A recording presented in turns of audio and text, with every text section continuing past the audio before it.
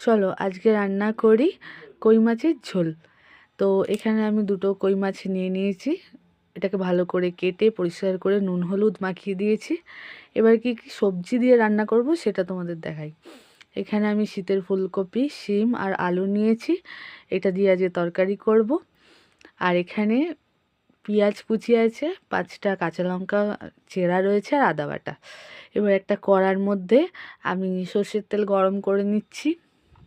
আমি রান্নাটা সর্ষের তেলের মধ্যেই করব। তো পর্যাপ্ত পরিমাণের তেল এখানে দিয়ে দিয়েছি। এবার তেলটা গরম হয়ে এলে আমি এর মধ্যে মাছগুলো ভেজে নেব। তো তেলটা থেকে যখন ধোয়া উঠবে তো আমি তখন মাছগুলো দিয়ে দেবো। তো কই মাছগুলো এখানে আমি দিয়ে দিচ্ছি একে একে। এগুলোকে ভালো করে ভেজে নেব। এটা জ্যান্ত কই মাছ। তো শীতকালের সবজি দিয়ে এই মাছের ঝোল খেতে খুবই ভালো লাগে। তো মাছগুলো দু পিঠ ভালো করে আমরা ভেজে নেব।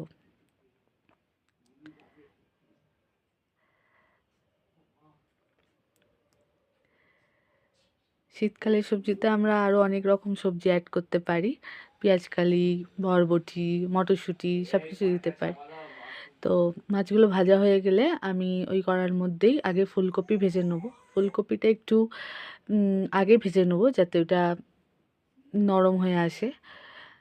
নাহলে ফুলকপি পরে সিদ্ধ হতে চায় না, তো ওর জন্য আগে ভেজে নেব। ফুলকপিটা ভালো করে তেলের মধ্যে নেড়ে চেড়ে নিয়ে ভেজে নেব সুন্দর করে। একটু ফুলকপি যখন লালচে ভাব চলে আসবে বা লাল রঙের হয়ে উঠবে তো এর মধ্যে আমি একে একে বাকি সবজিও দিয়ে দেবো। এখানে আমার একটা সিম চলে এসছে, তো কোনো ব্যাপার না, অসুবিধা নেই।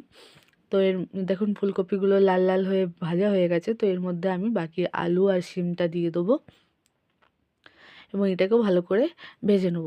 এর মধ্যে আপনারা আরও অনেক সবজি দিতে পারেন, যেমন গাজর অ্যাড করতে পারেন, তারপর মটরশুঁটি, পেঁয়াজকালি এগুলো অ্যাড করতে পারবেন। তো আমি এখানে শিম আলু কপি দিয়েই রান্না করব, আর সামান্য মটরশুঁটি আমি দেবো পরে। তো এটা একটুখানি ভালো করে তেলের মধ্যে ভেজে নেব। এই তরকারিটা খুবই সুস্বাদু খেতে হয়। অতি অল্প পরিমাণে মশলা দিয়ে এটা খাওয়া যায়। তো এর মধ্যে আমি কেটে রাখা, চিড়ে রাখা কাঁচা লঙ্কা 5টা দিয়ে দিচ্ছি এবং পেঁয়াজ কুচি দিয়ে দিচ্ছি। দিয়ে এটাকে ভালো করে মিশিয়ে নেব।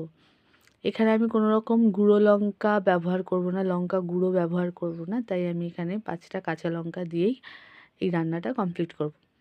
এটা খুব একটা ঝাল হবে না, বাট টেস্টি হবে।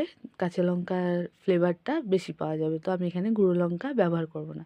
তাই 5খানা কাঁচা লঙ্কা দিয়েছি। আপনারা এখানে গুঁড়ো লঙ্কা ব্যবহার করতে পারেন, কাশ্মীরি লঙ্কা গুঁড়ো ব্যবহার করতে পারেন এবং কাঁচা লঙ্কা দিয়েও তরকারিটা করতে পারেন। তো এটা ভাজাভাজি হয়ে এলে আমি এর মধ্যে আদা বাটাটাও দিয়ে দেবো। এখানে রসুন বাটাও দেওয়া যায়, কিন্তু আমি এখানে রসুনটা দিইনি। তো আমি এখানে আদা বাটা দিয়েই করছি। আদাটাকে এখানে আমি ভালো করে ভেজে নেবো। আলাদা করে ভাজার দরকার নেই, সবের মধ্যে দিয়েই আমি মিক্স করে নেবো ভালো করে। ভালো করে এটা মিক্স করে নিয়ে আমি এটাকে মিশিয়ে নেবো সব কিছুর সাথে।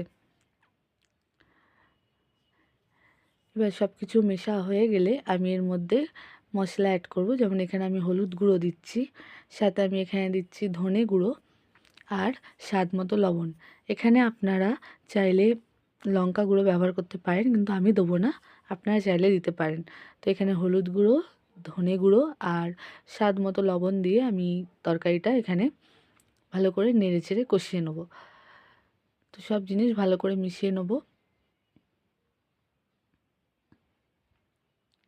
তারপর অল্প জল দিয়ে এটাকে আরও ভালো করে নেড়ে নেব। এটা খুব একটা রিচ খাবার নয়, বাট খুব হেলদি খাবার। এটা আপনারা বাড়িতে করতে পারেন। আমার খুব পছন্দের খাবার। তো দেখতেও যেরকম কালারফুল লাগে, তো খেতেও খুব ভালো লাগে। তো এখানে আমরা যখন লাইট কিছু খেতে ইচ্ছা করে তো আমরা এরমভাবে রান্নাটা করে খেতে পারি।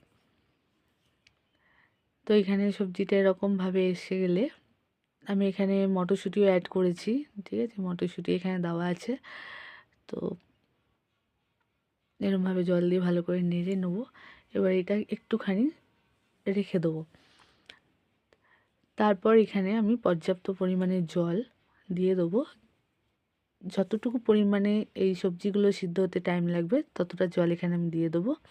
আর তরকারি ফুটে এলে এখানে আমি ধনেপাতা আর যে ভেজে রাখা কই মাছগুলো ছিল ওইগুলো দিয়ে ভালো করে নেড়ে নেবো।